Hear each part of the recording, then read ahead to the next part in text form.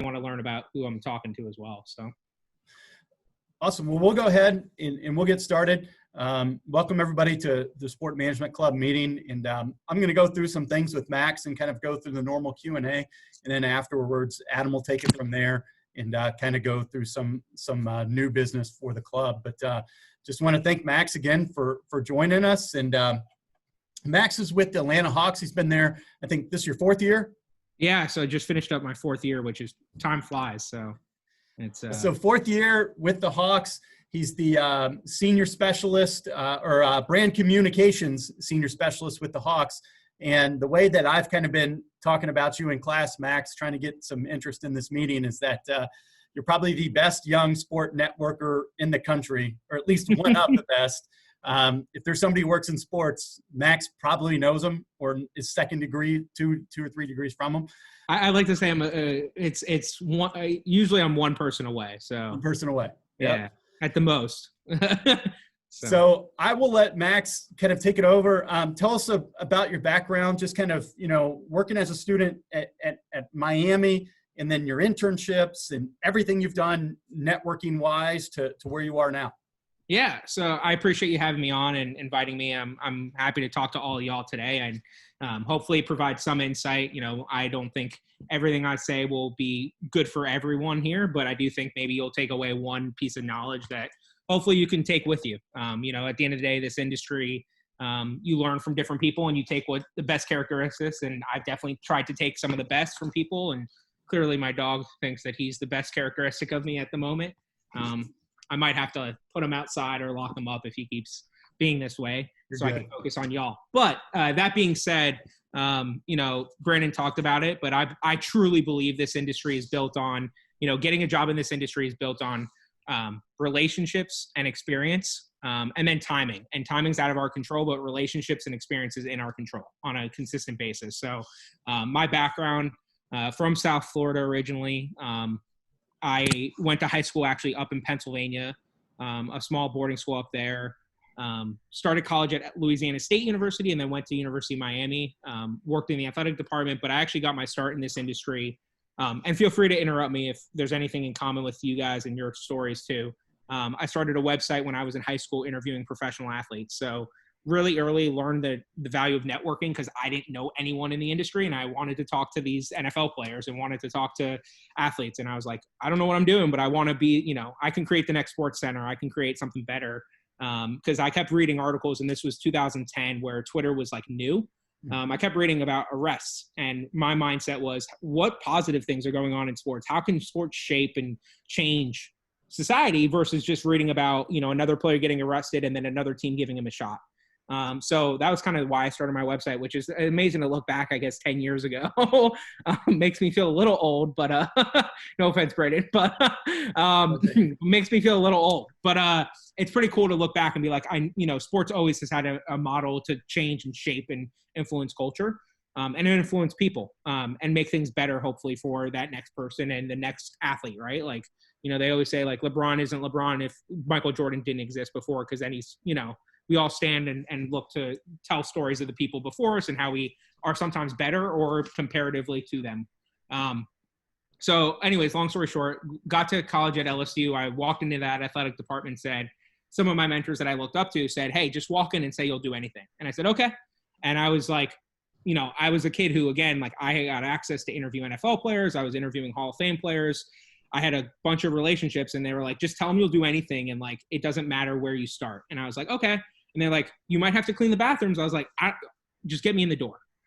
So I worked in the marketing and promotions team, was handing out Burger King coupons and Wendy's coupons on game days. And I'll tell you, the year after LSU lost the national championship in 2012 was my fall at LSU. Fans are not happy to get a Burger King coupon. They just wanted to see the team win. So I can tell you some stories. I had a fan once spit in my face because I tried to hand them a coupon. I also had a fan thank me a tremendous amount of times because apparently they were trying to feed their family, and they somehow, I don't know the long story, but they were like, I didn't think I'd be able to afford a meal tonight because I lost some money on a bet. And I was like, well, here's a 99-cent burger coupon. So it's amazing what you see with Louisiana fans for sure.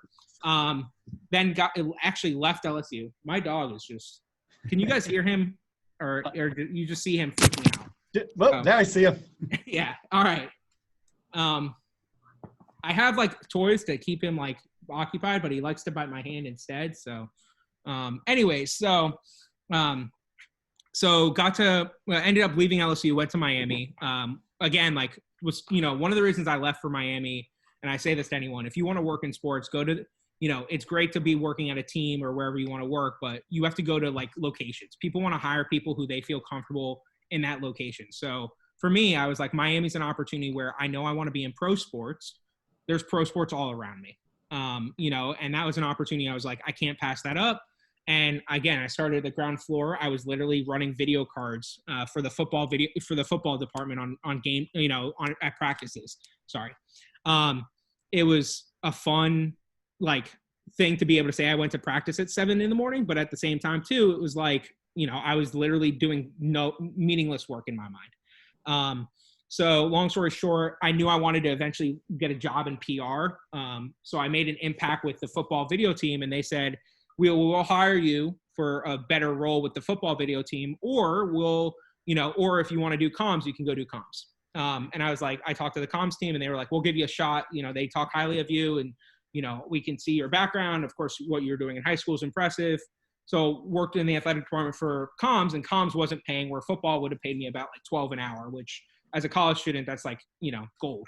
So I, of course, took the unpaid internship. I'm very lucky, and I know some people aren't in that fortunate, situation financially to be able to do things like that, where they can take the unpaid. But I was in college still, and I knew that I could be flexible. See, you see this now happening. So Bradley, you got to calm down a little bit. Sit. All right. Chill. Relax. One day he'll just calm down. Now he's calm. Oh, I complimented him, and now he's too excited. All right. I might put him outside. So okay, that's fine. Anyway, so got to Miami, worked in communications, landed a summer internship with NFL Network out in Los Angeles in their PR department. All right, I'm going to put him outside. Give me 2 seconds, everyone. No problem. Sorry. No problem. Myself.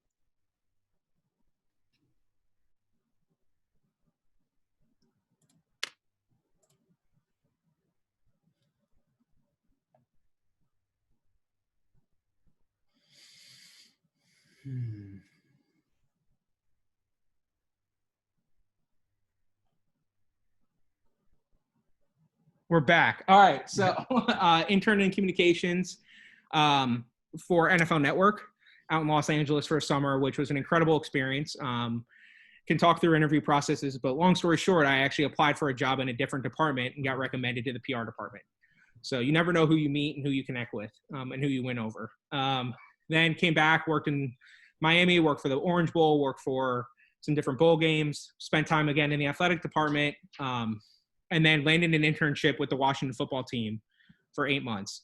An incredible experience. The team, actually, that was the year Kirk Cousins went famous for "You Like That." So that now meme that goes around all the time, I was like in that shot, but not in the shot because they, of course, cut it right at the end of it. So like it's not me anymore, but my boss was the one walking right in front of him. So pretty incredible experience to be with that team. The team made the playoffs that year. You'd learn a ton. Got a chance to work Super Bowl 50, which was Broncos, Panthers in San Francisco back in 2016.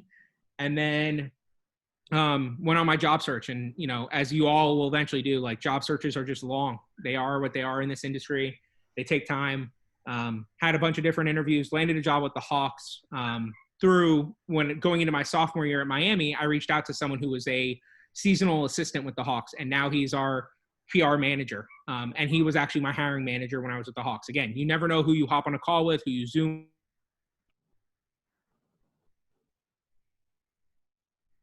or a job for an internship. PR team with an NBA team actually recommended me for a full-time job with the Hawks because they knew the head of the department at the Hawks. But they were like, so those things.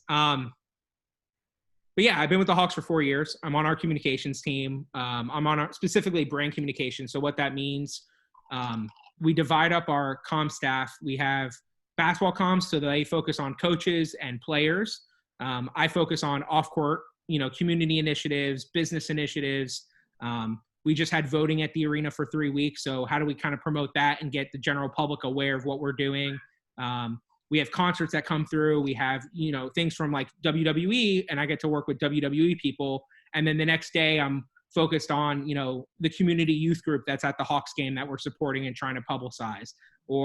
And then the next day we have UFC has a fight at the arena, and I am working with Dustin Poirier and Israel Adesanya, and doing a media tour with them. So it's amazing the depth of the amount of work I get to work on. I also track our coverage. So anytime the Hawks are mentioned in the news, the State Farm Arena. So my morning was very busy today. If anyone stayed up watching the election stuff with the water pipe burst, my job is to, every time we are mentioned in the news, to put it in a report and send it to our leadership. So everyone has mentioned it in the nicest way. But it's also fascinating because I get to understand the sentiment and what the public opinion is saying about, did they use our statement? Are they making up their own thing or whatever, right? So our job is to keep media accurate and informed. Then on top of that, I help out our G League team, and then I also run point for our esports team. So anything around our team that plays NBA 2K professionally, I work with a head coach on a daily basis to help get his messaging out. We have a team. We have a roster of 6 players that didn't go to college that play professional video games, and it's a fascinating, business model in itself. So definitely keep myself busy. I have a team I work with, so it's not just me doing all this, but I'm very lucky that I work with an incredible group of, incredible team internally. And then we have a team outside that, I'm supporting constantly. One of my favorite departments I work with is our basketball programs department, and their job is simply to grow the game of basketball in the state. So they put on high school showcases, they put on youth clinics, they put on girls only camps, like things like that. And I get to promote them and promote their work, and like, how do we showcase what they're doing, and how do we get a 7-year-old to pick up the basketball and play, and how do we get them continue playing? Because when they're a fan at 7, and playing at 7 or 14, they're going to continue playing for the rest of their life. So I'm helping kind of create that next generation of fan in my mind by helping tell the story of what that team does. So long answer to what I do and my background, but there's some other interjections in there, but I try to be short. So. No, that's great. And so did you know, like when you started out, so back at LSU, just willing to take a job anywhere, did you know that comms was what you wanted to get into, or it's just like, this was just kind of the natural progression just because, hey, I went in and said, use me? Yeah. So at 3 or 4 years old, my parents knew I wanted to be in sports in some way. And I always, to an extent, thought I'd be on TV. I know I'm not good looking enough for TV, so that never would happen. I do talk enough for radio. I know that much. But at 3 or 4 years old, my parents knew I wanted to be involved in sports in some way. I love sports. I know I was never going to be an athlete because I knew my parents, and I knew my own willingness to go work out and things like that. So I knew I wasn't going to be an athlete. So I was like, oh, I can talk about sports on TV. Long story short, that's why I started my website. But when I started it, I also connected with enough marketing people, behind the scenes people, PR people that I looked up to tremendously. Because when you're a media person, you're telling one story and one angle. When you're a PR person, as I kind of mentioned at the end, you tell 10 different stories at once. And that for me is really motivating. So, looked up to these PR people, and they were like, why don't you try PR when you get to college? And I was like, okay. And I fell in love with it from day one. I didn't know what PR was, because on my website, I was just tweeting an athlete, and they're like, contact my publicist. I'm like, what's a publicist? I'm 16. I don't know what this means. So, I was a punk high school kid, just hoping, but I knew storytelling was the essence for what I wanted to do. And I knew, for me, why I got on this industry is to connect people and help tell stories. And that's what I get to do. I get to help my colleagues tell the story of what they're working on, what they take pride in. And I also get to have a media member tell a story. I got to work with, I don't know what channels you guys are watching the, election coverage on, but one of the NBC national news reporters called me last night at 7:00, and I got to help her understand what happened with the water pipe burst. And that's a phenomenal thing to be like, I'm 27 years old and I'm helping tell a national reporter and making sure her facts are correct so that we're being represented in the proper way. So I don't need to be the face. And I think in PR, you aren't getting, it's not about the ego. It's about the brand. It's about doing what's right. I'm also very lucky to work with incredible leadership. So to answer your question, PR was the perfect fit and everything. I didn't know it at the time, but it was perfect for me. So. Sweet. So really, it was just kind of taking advantage of those opportunities that you got and kind of working your way up from there. So I don't want to totally take over the whole meeting. So if any of you guys have questions as we go forward, please feel free to jump in and ask Max. But something I did want to know as you guys kind of start thinking about what you want to talk about is, like, you've been a great networker, and you started in high school just reaching out to athletes. And now I feel like you know kind of everybody that there is to know in sport. And the way that Max and I were connected, I think it was through a Twitter chat when I was an AD. And then he just said, "Hey, can I call you one day and just pick your brain?" Yeah, sure. So how do you go about networking? Like, what are some actual practical things that our students could be doing? Because we hear it all the time, you got to network. But how do you do it? And what's worked for you? So that's a great question. And I love answering this question in front of one student or 10 students. But I think the most important thing when you network is to be yourself. No matter who you are, no matter if you're the introverted person in the room, whatever, if you're yourself and you present yourself in an authentic way, you will build meaningful relationships. And that's the idea when you network, is to not just hop on a once-off call, just like right? Brandon and I were a once-off call, but at the end of the day, we kept in touch through Twitter. We've DM'd. He's invited me to do something, like provide value through time. But like, I've hopped on calls, and I'll say this: since March, since the pandemic, I've hopped on about 350 like one-on-one calls. Wow. And of the 350, students and young professionals, maybe 10% I keep in touch with. And that's fine, right? Like, I don't expect every person to be like, "Oh, I need to stay in touch with Max. Max is great." But I do want someone to say, "I had a great phone call with Max. He left me feeling confident about what I am doing in college and how I want to pursue this as a career." I want people to feel good. People will always remember how you make them feel. They'll never maybe remember about what you say, right? I want you guys to be uplifted and feel positive and confident in yourself, which is why I think it comes down to, when you network, to be yourself. And then it comes down to putting in effort. Effort's a reflection of interest, no matter if it's, dating in a personal life, but also if it's professional, right? Like, if you put in effort, if you keep in touch with your network, people realize that. I mean, there are VPs that I talk to once every 6 months. Why? Because they're not, they don't work for the Hawks. I don't need to bother them, right? But like, there's some VPs that I talk to on an every other day basis that don't work for us. Why? Because it's important that I keep in touch. So you want to put in effort into people that return the effort back, which is why it's important to be yourself. Because when you hop on a call with someone, when you learn from someone else, that's also when you can take that opportunity and say, how do you make the most of it? And is it worth this person becoming someone I talk to on a daily basis, on a weekly basis, on a monthly basis? And you put the effort into people that matter. So networking, again, is being yourself, being open to rejection. I mean, it's funny. You might think, I work for an NBA team. I've worked here for 4 years. I reached out to another PR department, the VP of the PR department, like, to network, right? Maybe one day I could go work for that NBA team. And not like just to network, right? To build a relationship. You don't want to ask for a job, but just to like learn more about how they're structured and what they do. I didn't hear back from the guy. I have an NBA email I'm sending this from, and to his NBA email. Like, we're talking as like colleagues across the country, and this person didn't reply to me. Like, it happens. Like, it happened as a student. Like, I'd reach out to people, but I always use that example because I'm like, I'm someone in the industry who's established as another MBA employee looking for advice on how they handled a project. Like, people do that. So don't be offended when people don't reply. I'm a big believer in following up, staying on top of people. You have to put in the effort. As a student, you always have to put in the effort more. There are people that I think I am super close with and my mentors, but I always have to be the one to initiate the effort, unless I post some crazy photo on Facebook and they make a joke on it.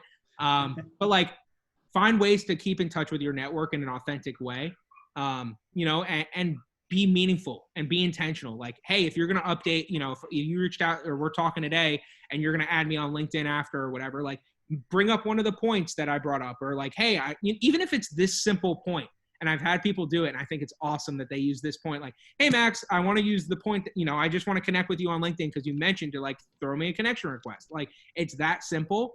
Like, putting out an effort rather than just sending a LinkedIn request, it goes a much longer way, right? Just like when you text someone, when you call someone. And then my last tip when it comes to networking, and I can go on and talk about this forever, my last tip is, when you network, always ask the question at the end of networking, how do you prefer we keep in touch? Because when you talk to someone, they can say, oh, text me, oh, LinkedIn me, oh, email me. I had one media member once make a joke with me, and he goes, you can fax me. And I go, you got it. And he goes, I'm just kidding. He goes, but I don't have an iPhone. I go, I'll call you. Or I've had a VP, I say VP when in reality, he's the number 3 in the organization. I had him once say, anytime you want to talk to me or pick my brain for advice, go through my assistant, but I'm happy to make 30 minutes of time, every few months if you need to pick my brain. I've also had, an executive here at the Hawks who I know I can text them on a game day. I won't get a reply for 3 hours, but I can call them and they'll pick up right away. Why? It just happens. You have to communicate to people how they want to be communicated to. And that's why PR is perfect for me, because I will go to the level where people want to be communicated to, but communicate to them, and ask, be intentional. I want to build this relationship and see this through, and then show growth, right? I talked to a student the other day and she was like, I graduate in 2 years. I'm like, so come out with a plan where, in a year from now, what are you updating them? How, are you going to update your network and say, I landed this new job, I'd love to hop on a call and talk to you? I did that. I didn't even know what I was doing at the time. But when I landed my job with NFL Network, I sent a note out to maybe 150 people and said, hey, I just landed a PR job with NFL Network. This is my first PR, internship. I'd love, if you have 15 or 20 minutes to talk on the phone, I'd love to talk and pick your brain about PR. But if you also want to just give me 2 of your best tips about the experience, about working in PR, I'd love to take them. Right.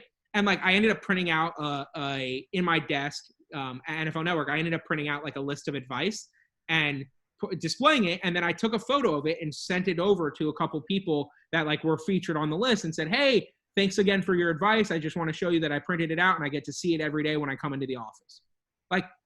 If you tell that to a colleague, that's an important, I collect all my handwritten thank you notes and display in my office, of course, or my cube. I'm not fancy enough for an office, but of course I haven't been at work in 7 months, which is crazy, or 8 months. But I miss seeing that on a daily basis. Cause when you make an impact on someone and when someone, so never forget that, again, I might not remember the exact phone call I had 3 months ago, but I will remember if it was a positive conversation and if that person keeps in touch with me. And that's a really important thing that you can it's the key to networking is how do you make yourself memorable? And that's something you have to be yourself because everyone's different. So, but fantastic. It's a great question. I can keep talking about taking things out of your talk. I love what you said. Effort is a reflection of interest. And I put that on the chat. I think that's so true. And, the students and other people I've come across in my career, the ones who really go above and beyond or really interested or just want to get involved, those are the ones who give the most effort. And those are the ones who usually are going to be one of your better employees or students. So I wanted to open up to you guys. We've got Max here for however long he wants to stay. So you guys fire away. Yeah, I had a question. So you're employed by the Hawks, but why would you be contacted for something that has to do with the election? So yeah. No, so it's a great question. So we committed our venue. We were the first NBA team this past year to commit our venue to becoming a polling precinct. So we were a polling precinct from October 12th to October 30th. And then we actually are making our venue right now a place where they count absentee ballots. So that's why we had a ton of media come by and cover the fact that we were one of the NBA teams. We committed before the whole Kenosha murders happened during the bubble and all that stuff. We committed our venue before that. So people have come to us to tell the story of hey, here's what the Hawks are doing. And here's how the NBA is leading the charge on encouraging people to vote. We had nearly 50,000 people come and vote in our venue, which is an incredible thing. We hadn't had, to my knowledge, and I don't know if this is, I think it's factually accurate because I think we'd have to disclose it publicly. We didn't have one COVID positive case from that whole 50,000 people in and out of the building and all the employees working and things like that. So people are just trying to tell the story of what we're doing.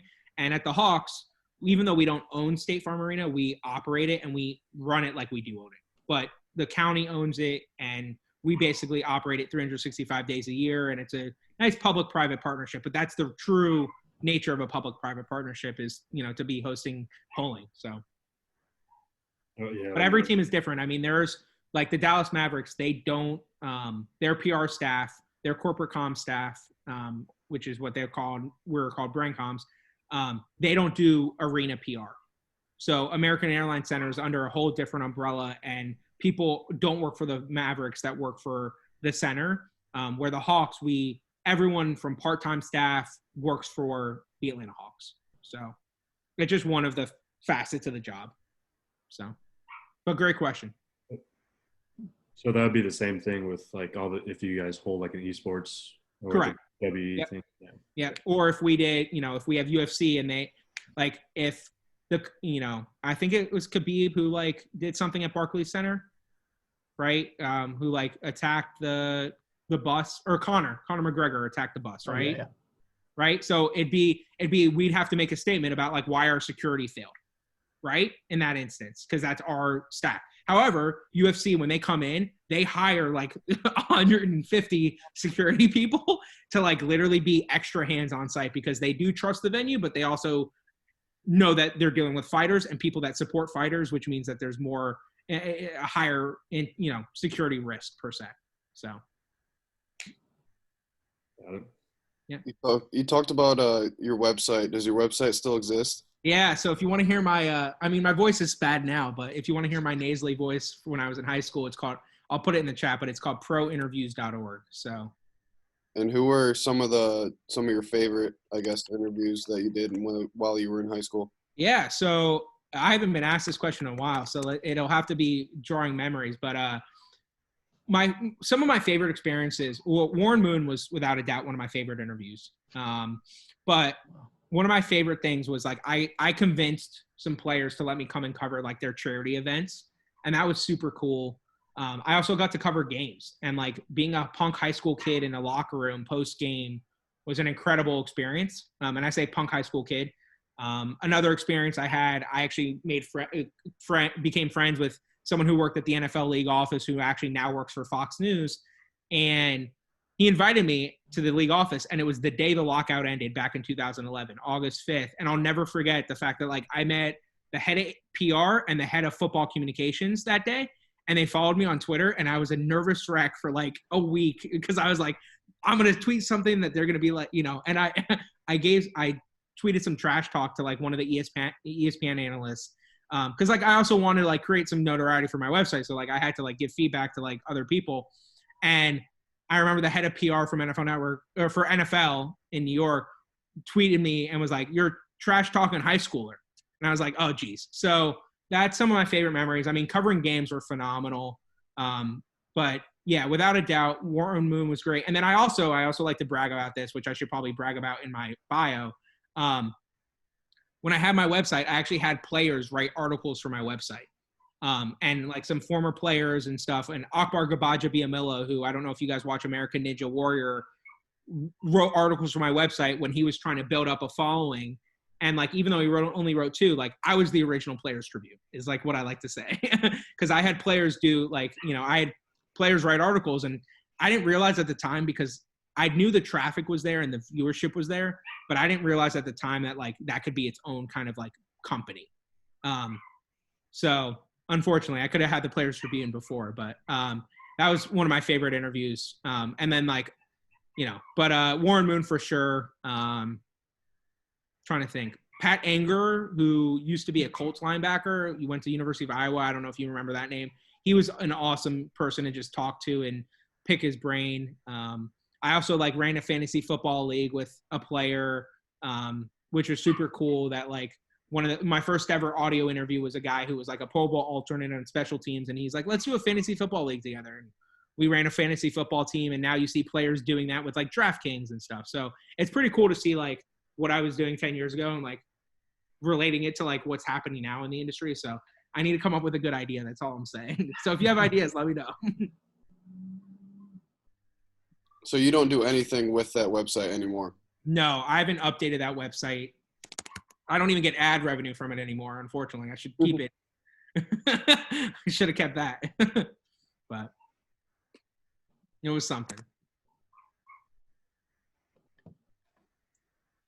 I feel less distracted that I just see my dog outside and I don't have to think about fighting bite marks. Sorry to interrupt, Ethan. You're up. All good.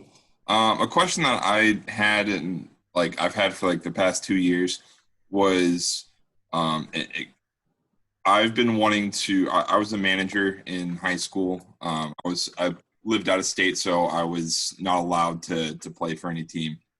And so I became a manager, and then so through that I got like I kind of realized that there's so much beyond just being an athlete.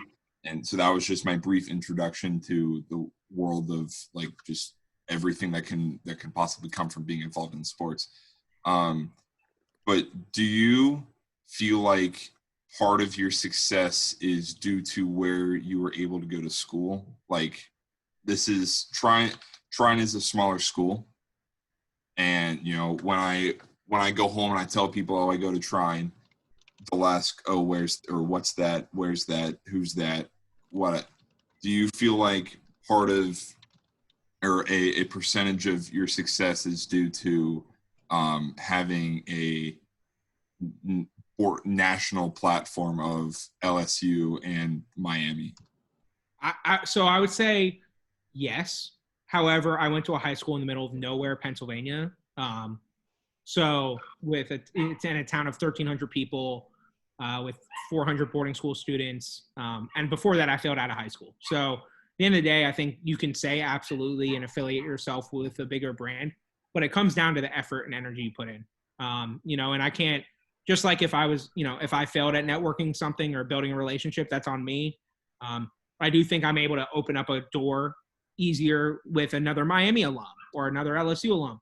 But at the end of the day, like networking, and building relationships and moving forward in this career, and especially in this industry, sports industry, more than anything, in my opinion, favors people who are self-starters. Because a lot of things aren't created. A lot of things are teams just coming out and how do we do this, right? Like me tracking media coverage and doing it on a daily basis, I create it every day. It's a template for sure, and it's a template I created a while ago to help make things smoother. But it's you have to be able to create things and be able to take on ownership of projects. Now, don't get me wrong. I do think there's something to be said about being at a bigger school, things like that, which is why I always tell people, like, if you're going to go to grad school, go to a bigger school. If you're going to go, if you're going to go and get that internship, don't, and it depends again where you want to be too, right? Like some people, and I've talked to people who say, oh, I want to be in team operations and I want to go be a GM of an NBA team. And it's like, cool. Why don't you go work and become a high school basketball coach? Right. And it doesn't matter if you look at NBA coaches and, they start at high school too, right? No one takes that shortcut and says, oh, from college, I jumped to the NBA, right? Unless you're like the owner's son or the owner, or daughter or grandson or granddaughter, like you most likely don't get to make that jump right away, right after college, or even like before college. So again, I think, yes, there's an element where I get to like have more relatability because I went to a Miami and there are people in the industry that went to Miami. But at the end of the day, like if you're a person, you're a person. And if you are a good person and a nice person, that stands out. And I think it's all about being good, nice, and positive and trying to uplift other people, empower other people, and connect people. Like even if you guys don't want to do a career in PR, like if you're like, hey, I'm really passionate about partnerships and I want to learn more about this, like there are people I know on partnerships that are always up for talking to a student. There are people that want to work in, coaching that like, it's little things like that like you can't discount yourself. And if you're truly passionate about the industry, and I say this, and yes, I work for the Hawks in a big name. I work for an esports team that people don't really know about because they play NBA 2K competitively, right? That's truly showing my passion. I'm still willing to publicize them, get their effort out, get the coach talking to on radio stations, on local media, using his platform, sharing his ideas, sharing why because I have a passion for PR and I have a passion for storytelling and I want our coach to tell stories that elevate our brand. So I do see what you're saying there, but I think it's so. Does that answer your question? I'm happy to answer a follow-up if you have. Yeah, I have a follow-up question. So when you first start up your website and then, for the years to come, how many, I'm assuming you got in contact with people via email or social media. Did you just like find a contact list and just email everybody? Like, did you have people you wanted to specifically talk to, or did you just go down an entire contact list and assuming that people aren't going to respond and you just talk to the people that do? Yeah, so that's a great question. And I answer that the same way I network today. I think you can't overwhelm yourself and email 30 people at once. People talk in this industry. You have to find commonalities. I mean, even if it's as simple as finding the other person who went to a small college who works for the team that you want to work for, right? Like, it's finding those commonalities. For me, you know, when I was in high school, some of the people I had things in common with, oh, I'm from Florida. And like, I used Florida, like I connected with someone who was in Jacksonville. I've never been in Jacksonville in my life at that point, right? I had to connect with them. Or, hey, I had family in New York and I learned that this person played college hockey in New York. Like, I can connect because, oh, my mom's from New York. Like, finding those little commonalities is really how you network and how you kind of build those meaningful relationships. And so for me, yes, I've found those lists. Were they helpful? No. Right? It doesn't help when you reach out to 30 people, and even if all 30 get back to you and you personalize each note, even if you send out a note on Monday, it's too much to be able to say, oh, by Friday, I'm going to have all these calls. When you email someone and reach out to someone, you want to make it so that you can prioritize them in your schedule and make it seem that they feel prioritized so that they want to talk to you. Right? Uh-huh. That being said, like, I've reached out to people and I had people reach out to me and they're like, oh, and I know I've said 350 calls, but if you do the math, like 350 calls is like, one or two a day. It's not like a ton, right?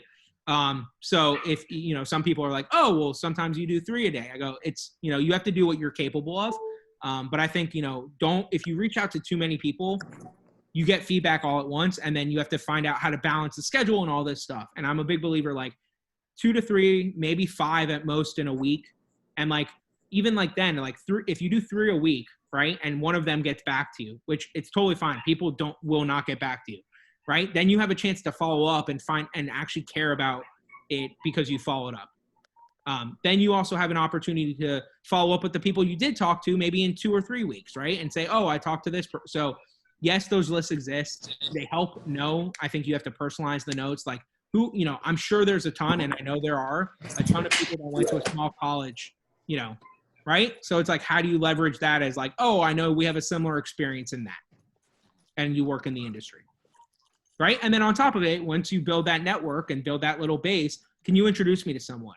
There's a girl I connected with the other day, and I've already introduced her to 3 other people in my network because she's like, she just stood out above and beyond a lot of people. So it was very easy to like do something like that, right? Or, hey, like, I know this is a D3 school. Like, there are plenty of people, right, like that come from D3 sports that work their way up. So it's just finding out, and you have to do the research. Again, it's the effort that, really matters in terms of building those relationships. Good question. How much do you see, I just asked this question because I'm in the process of looking to go somewhere else for an MBA program next year. Yeah. But how much do you see higher education, like grad school or something like that, like within the organization? How much do you see it that as like does it give those people, you think, an extra like edge through an interview process or something like that? So I think experience matters the most. And that's what you get from going and pursuing a grad degree, is that they'll give you, like, you'll find internship and grad assistant positions. But I also think too, like, grad school is very important if you want to work in college athletics, because it opens up a ton more doors in my mind. In pro sports, I don't think it matters. I think it's experience that really separated me in terms of how I got my job, and why I also got turned down from other jobs is because I didn't have the experience. So, but it comes down to, getting experience, and experience could mean through education, but usually means, in a work environment and things like that. I'm all for, I've really considered also recently, I don't say this often, but I have considered an MBA. And then I think about it and I go, the head of my department doesn't have a master's degree. Our chief marketing officer, our CEO, actually, that's a great question. I don't want to put anything on our CEO at the moment. I think he does. But like, it, at the end, it helps open doors, but you have to be the one to open those doors. And you have to be, again, back to effort. Like, hey, I'm pursuing my MBA. Now I can connect with everyone who has an MBA, right? And like, there are people there, for me, like, that's where it was really tempting to me, is like, there are people that I want to reach out to that have MBAs that I want to like hop on a call with, that I can't find that commonality because I didn't go to an Ivy League school, or I didn't, so it's like, or I didn't grow up in New Hampshire or whatever, Massachusetts or whatever. So like, how do I open that door? Well, I'm now pursuing my MBA. I can ask them about some advice that they would do as I pursue my MBA. And I can also talk to them about work. or whatever. So it opens doors, but you have to be the one to do it. So does it help? Again, it'll be up to your effort and your intentionality from it. But I think it's a great thing to pursue. I mean, again, no matter what happens, pandemic, we haven't had any layoffs and any salary cuts at the Hawks, which I'm very lucky and grateful for. But education, and I always tell this to people, education is something no one can ever take from you. So, getting that extra degree, no one can ever say, oh, well, you don't have an MBA. You never learned how to do finance and accounting and all this stuff. So just like getting a degree, like no matter what, no one can take an education from you. So, and that's someone who failed out of high school. So keep that in mind. I failed 6 to 7 classes my sophomore year of high school. And that's why I went to boarding school up in Pennsylvania, which is exactly why I tell the story from my perspective of why I think experience was my X factor per se versus like education. Because I always when I applied to jobs, I never put my GPA, not that my GPA mattered. Like, I still had a 3.4, whatever. Like people want experience. People want, what have you done? Who have you worked for? Who have you worked with? Can I hire someone that I'm familiar with? Things like that. So do we have any questions from the girls? I know the girls usually ask this better questions. No offense to the guy. What is your favorite and least favorite part of the job that you do currently? Oh, that's a great question. So favorite, without a doubt, is the people I work with. And I feel like that's a common answer, but I'm very lucky to work with incredible people, and the amount of trust I have and the amount of the amount I feel empowered on a daily basis to do my job is incredible. I can text our CEO, and our CEO before the pandemic came out, and made a whole presentation, and you can look up the article on ESPN about why the NBA should start Christmas and, push the season back and things like, and our CEO is someone I text with, and like, that's an incredible at 27 years. I mean, I was texting with him at 23. Like, that's an incredible like feeling of accomplishment. But also he's the nicest guy in the building and treats everyone, like from the janitor to, anyone, like to me, who doesn't have to care how he treats me, like an amazing person. But I also think that reflects amongst our leadership and also amongst every other employee. So very lucky to work with incredible people who are passionate about what they do on a daily basis. And I get to just empower them, like, and help them tell their stories of what they're doing. Least favorite. So it's something I've learned through the pandemic, and I've definitely prioritized myself more in the last 7-8 months. But I would say in the first 3.5 years here, because the last 7 months have changed, I didn't prioritize myself much. And I think that's something that like you lose. I've definitely, I mentioned just before this, like I went on a walk, I've lost 50 pounds since March, and I'm still trying to lose more, but like little things like that like you look like, when you're in the job, you don't realize about like how you need to grow personally because you're so focused on the work. And because you're so focused on like how much time you put in and all this stuff, that like I would work days from 7 a.m. to midnight and then come back in the office at 5 a.m. and chug a coffee and like keep working. And like, you forget that so I think this pandemic has taught me, like, I guess the least favorite part of my job is the fact that I didn't care about myself enough. Now I definitely do. And that's something I definitely take a lot of pride in. But like, you can lose that. And like, as an intern, sometimes you don't have a choice. Like, and that mindset, you don't learn until like you kind of have a little more security in your job too, because you want to make an impact and want to grow. And like, that's, so I don't know if that answers the question. I hope that answers, but I think that's something that I definitely learned is one of my least favorite parts. And that's something when I come back from the pandemic, even though I'm still working, like I want to make sure I continue to find ways to prioritize myself so that it doesn't become a least favorite part. So. Any other questions? I know the Hawks didn't make the bubble, but would you have gone down if they had? I would not have. I was focused on our esports.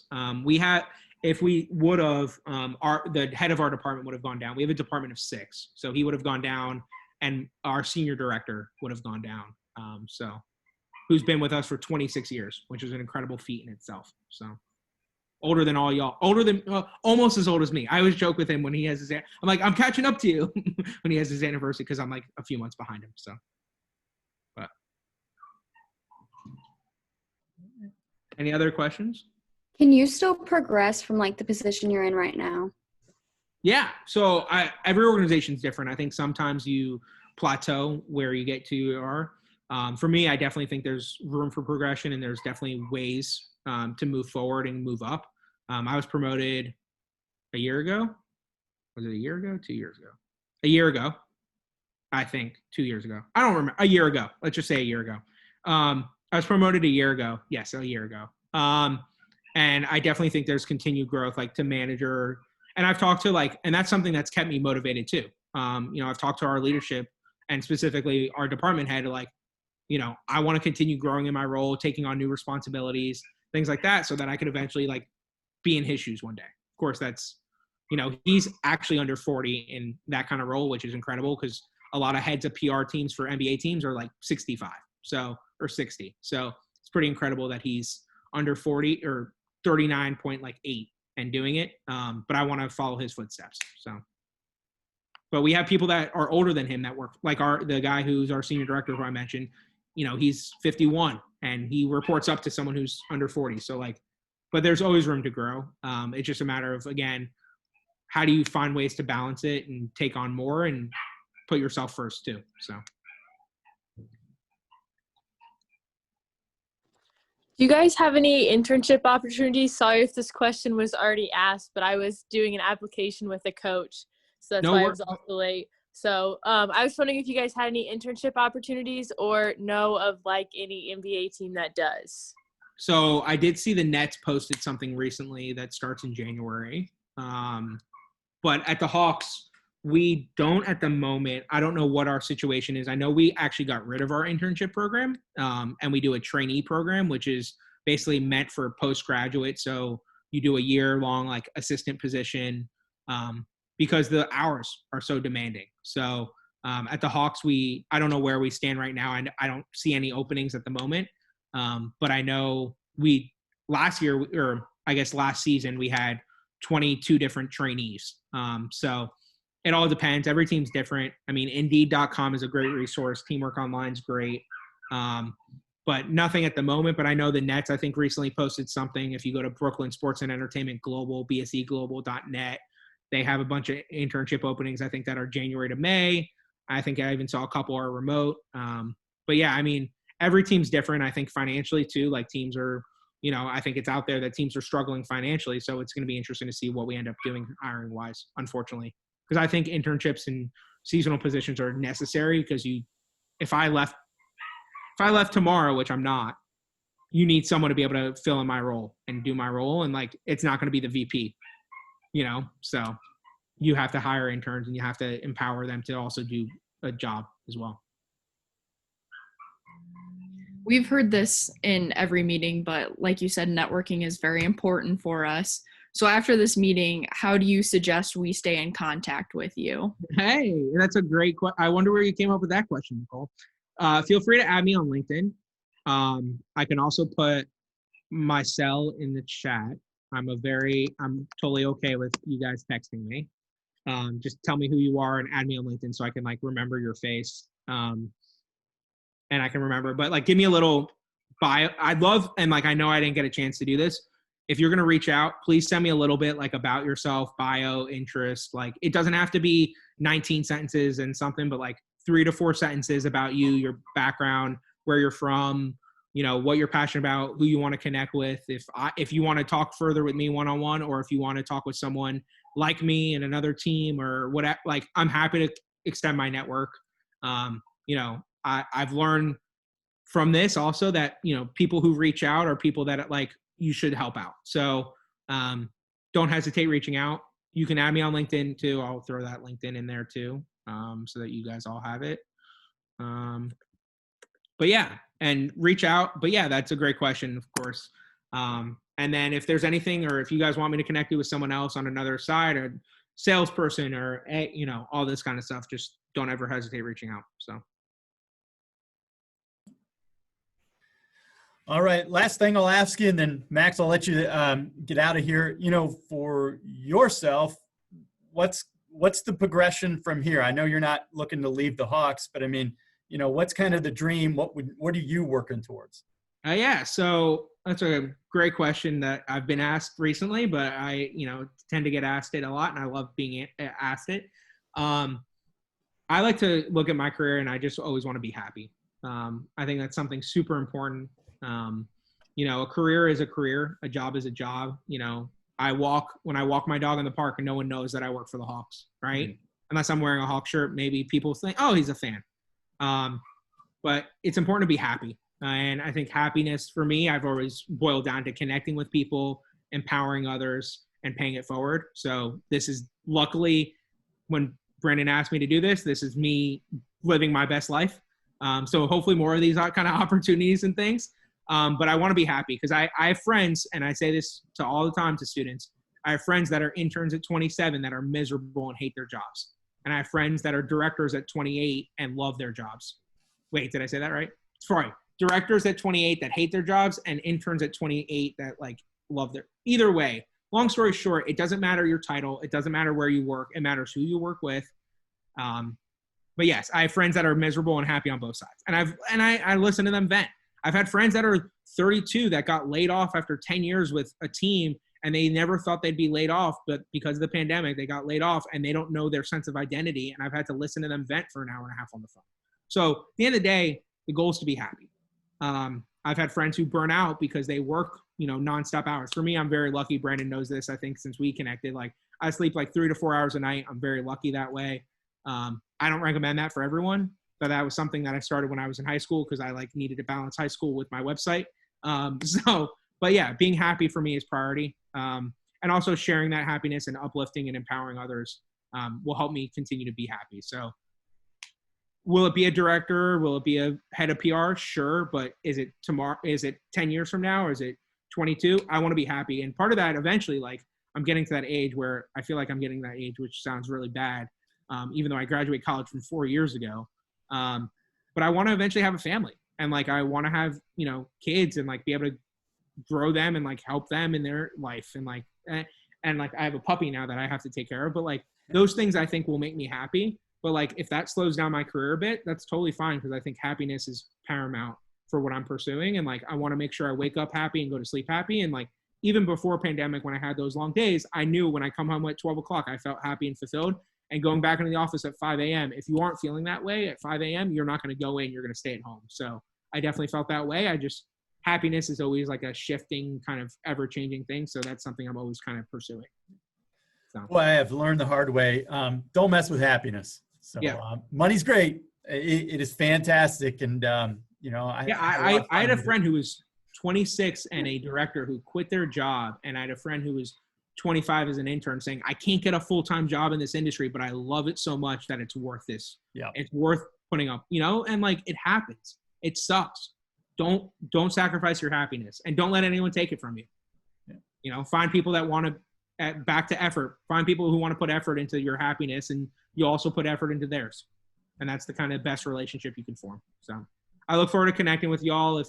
Even if it's not PR and you want to connect with someone else or, find someone else at a small school who, is now on this path. I'm happy to start researching. I love looking through my connections and finding people oh, I didn't realize you went to a small school and now you work in this kind of role. So don't ever hesitate. I'm available. So fantastic. Max, you're amazing. So thank you so much. We've got some business things to take care of. So if you want to hop off the call and get back to work, sounds like a plan. Enjoy the conversation. Good luck leading, Adam. Hopefully you don't have much to follow. You're awesome. Thanks, Max. Thanks, Brandon. All right, Adam, I'll let you take it away from here. All right. We're going to go over the schedule real quick, just the end of it. I'll share my screen with everyone if I can figure it out.